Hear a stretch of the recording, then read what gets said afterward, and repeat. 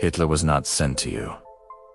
Hitler was created by you. He arose out of your collective consciousness and could not have existed without it. The consciousness of separation, of we versus they, is what creates the Hitler experience. The consciousness of unity is what creates the Christ experience, when the pain is ours and the oi is ours, when the whole life experience is ours.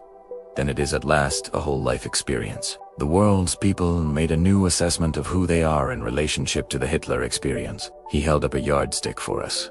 Christ did the same thing at the other end of the spectrum. Be ever vigilant, for people of both high and low consciousness walk among you. Understand that death is not an end, but a beginning. It goes on in ways so magnificent and full of peace and wisdom. The happiest moment of your life will be the moment it ends, for it only goes on in ways impossible for you to comprehend. But even if I accept that Hitler didn't know he was actually doing good, he thought he was doing bad. No, he didn't think he was doing something bad. He actually thought he was helping his people.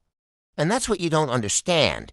No one does anything that is wrong, given their model of the world.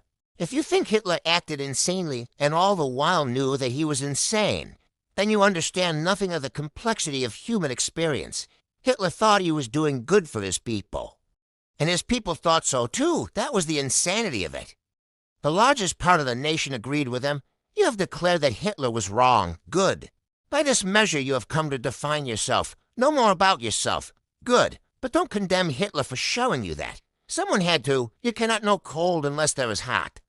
Up unless there is down, left unless there is right. Do not condemn the one and bless the other. To do so is to fail to understand. For centuries people have been condemning Adam and Eve. They are said they have committed original sin. I tell you this, it was the original blessing, for without this event, the partaking of the knowledge of good and evil, you would not even know that two possibilities existed. Indeed, before the so-called fall of Adam, these two possibilities did not exist. There was no evil. Everyone and everything existed in a state of constant perfection.